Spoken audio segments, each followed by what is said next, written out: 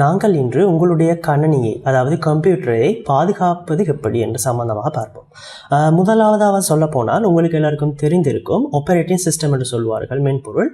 உங்களுடைய கணினிக்கு நீங்கள் இன்ஸ்டால் செய்யும் ஆப்பரேட்டிங் சிஸ்டத்தை தரமான முறையில் அதாவது ஒரிஜினல் அதாவது அது மைக்ரோசாஃப்டாக இருந்தாலும் ஆப்பிளாக இருந்தாலும் அதற்குரிய வெப்சைட்டில் போயிட்டு நீங்கள் பதிவிறக்கம் டவுன்லோட் செய்ய வேண்டும். அதே மாதிரி அந்த பதிவு செய்யப்பட்ட அதாவது இன்ஸ்டால் செய்யப்பட்ட அந்த ஆப்பரேட்டிங் சிஸ்டத்தை நீங்கள் அடிக்கடி அப்டேட் செய்து வருவது ஒரு முக்கிய விடயமாகும். அடுத்தது சொல்ல போனால் நீங்கள் உங்கள் கணினிக்கு இன்ஸ்டால் செய்யும் அப்ளிகேஷன்ஸ் அது உதாரணமாக சொல்ல போனால் உங்களுக்கு எல்லாருக்கும் தெரிஞ்சிருக்கும் மைக்ரோசாஃப்ட் வேர்டுன்னு சொல்வார்கள். அதே மாதிரியான பல அப்ளிகேஷன் நீங்கள் இன்ஸ்டால் செய்வீர்கள் உங்களுடைய கணினியில்.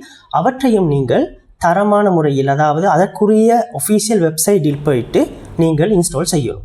அதே மாதிரி நீங்கள் இவ்வாறான அந்த ஆப்பரேட்டிங் சிஸ்டமாக இருக்கலாம் அப்ளிகேஷனாக இருக்கலாம் குறிப்பிட்ட உரிய முறையில் நீங்கள் ஆக்டிவேஷன் செய்ய வேண்டும் ஒஃபீஷியல் அந்த குறிப்பிட்ட வலைத்தளத்தின் மூலமாகவோ இல்லது வேறு முகவர்கள் மூலமாகவோ. அதே போன்று முக்கியமான ஒரு விடயமாக சொல்ல போனால் உங்களுடைய கணினிக்கு நீங்கள் இன்ஸ்டால் செய்யும் வைரஸ் கார்டையும் நீங்கள் அவதானமாக பாவிக்க வேண்டும். அதாவது அதையும் உரிய முறையில் உரிய தளத்திலிருந்து நீங்கள் இன்ஸ்டால் செய்ய வேண்டும். உதாரணமாக சொல்ல போனால் அதற்குரிய ஒவ்வொரு வைரஸ் கார்டுக்குரிய தளம் இருக்குது ஒரிஜினல் வெப்சைட். அதன் மூலமாக நீங்கள் இன்ஸ்டால் செய்வதன் மூலம் உங்களுடைய கணினியை பாதுகாப்பான முறையில் 24 மணி நேரமும் பாதுகாப்பான முறையில் வைத்துக் கொள்ளலாம். அதை இல்லாமல் அதை இன்றி உங்களுடைய ஃப்ரெண்ட்ஸ் நண்பர்கள் தருவதாக இருக்கலாம் இல்லது ஒஃபிஷியல் அதாவது முறையற்ற வலைத்தளத்தின் ஊடாக நீங்கள் டவுன்லோட் செய்யும் வைரஸ் கார்டாக இருக்கலாம். இதே போன்ற அந்த டவுன்லோட் செய்வதை வைரஸ் கார்டுகளை டவுன்லோட் செய்வதை விட்டும் நீங்கள் தவிர்த்து கொள்ள வேண்டும். அதே போன்று மற்றொரு மீடியம் தான் பப்ளிக் வைஃபை.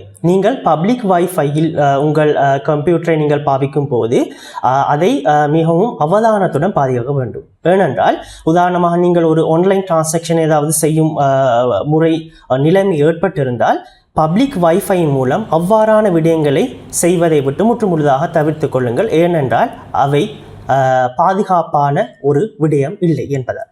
அதே போன்று உங்கள் கணினிக்கு கிடைக்கும் நோட்டிஃபிகேஷன் அதாவது லிங்க் அது நோட்டிஃபிகேஷனாக இருக்க மூலமாக வரலாம், மின்னஞ்சல் முகவரிக்கு வரலாம், இல்லைனா உங்களுடைய சோஷியல் மீடியா மூலமாக கூட லிங்க் என்று வரலாம்.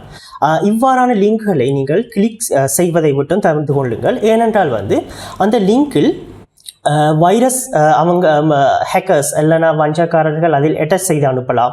இல்லைனா ஃபிஷிங் ஸ்கேம்ஸ் போன்ற பலவித மல்வேயாஸ் அதாவது வைரஸ்கள் உங்கள் கணினிக்கு பாதிப்பு ஏற்படக்கூடிய விடயங்களை லிங்கின் மூலமாக அவர்கள் அனுப்ப வாய்ப்பு அதிகமாகவே உள்ளது.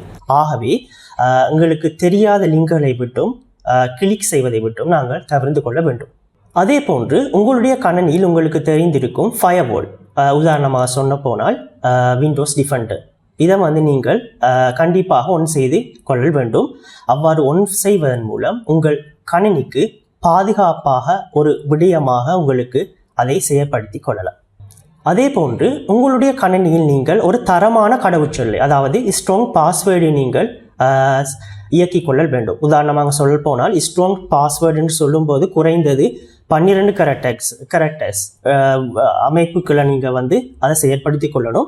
அதே போன்று இப்போ இருக்கின்ற நவீன கணினிகளை சாரமாக ஃபேஸ் ஐடி என்று இருக்குது, ஃபிங்கர் பிரிண்ட் என்று இருக்குது, பின் என்று இருக்கிறது. ஆகவே இவ்வாறான ஒரு தரமான கடவுச்சொல்லை நீங்கள் செயற்படுத்தி கொள்வதோடு நீங்கள் உங்கள் கணினியை பாவித்து அதை ஏதாவது பாவித்து விட்டு வெளியே செல்ல நிலைமை ஏற்பட்டாலோ அல்லது நீங்கள் அதை வைத்து வேறு இடங்களுக்கு செல்ல நிலைமை ஏற்பட்டாலோ நீங்கள் கணினியை லொக் ஆஃப் செய்வதன் மூலமோ இல்லைனா அது சொல்வது ஸ்க்ரீன் ஆஃப் என்று சொல்வார்கள். அவ்வாறான முறைமையில் பாதுகாப்பான முறைமையை கடைபிடித்து அப்படி செயற்படுத்துவதே ஒரு சிறந்த ஒரு பண்பாகும். அதே போன்று உங்களுடைய கணினியில் உள்ள தரவுகளை நீங்கள் பேக்கப் செய்து கொள்ள வேண்டும். அதாவது உங்களுடைய கணினியில் உள்ள இமெயில் உள்ள விடயங்களாக இருக்கலாம், உங்களுடைய கணினியில் நீங்கள் சேமித்த உங்களுடைய தரவுகளாக இருக்கலாம். அவ்வாறான விடயங்களை நீங்கள் கூகுள் டிரைவ்லேயோ இல்லைன்னா பென் டிரைவ் என்று இருக்குது, எக்ஸ்டர்னல் ஹார்ட் டிஸ்க் என்று இருக்கிறது. ஆகவே இவ்வாறான ஒரு சரியான ஒரு முறைமையை பயன்படுத்தி பேக்கப் செய்து கொள்வது உங்களுக்கு ஒரு சிறந்த பாதுகாப்பான விடயமாக இருக்கும். ஏனென்றால் ஒருவேளை உங்கள் கணினி பழுதடைந்து விட்டாலும் உங்களுடைய தரவுகள் அழிவடைவதை விட்டும் இவ்வாறான விடயங்கள் மூலம் பாதுகாத்து கொள்ளலாம்.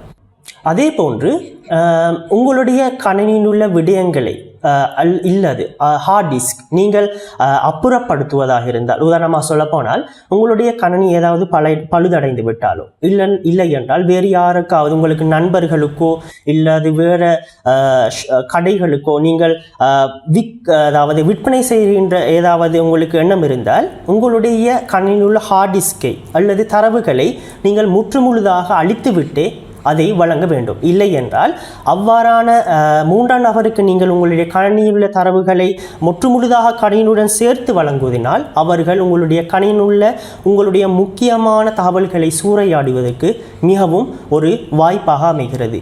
அதே போன்று ஒரு சிறந்த பண்பாக நாங்கள் குறிப்பிடுவது என்னவென்றால், உங்கள் முடியுமானவரை நீங்கள் ஏதாவது கணினியை விற்பனை செய்வதோ இல்லை என்றால் வேறு நபர்களுக்கு கொடுக்கிற அதாவது வேறு நபர்களுக்கு வழங்குவதாக இருந்தாலோ உங்களுடைய கணினியில் உள்ள ஹார்ட் டிஸ்கை நீங்கள் எடுத்துவிட்டு குறிப்பதே சிறந்தது. ஏனென்றால் உதாரணமாக சொல்வார்கள், நீங்கள் நினைத்திருக்கலாம் உங்களுடைய கணினியை ஃபார்மட் செய்துவிட்டால் எல்லா அதில் உள்ள தரவுகளும் அழிந்துவிடும் தானே என்று.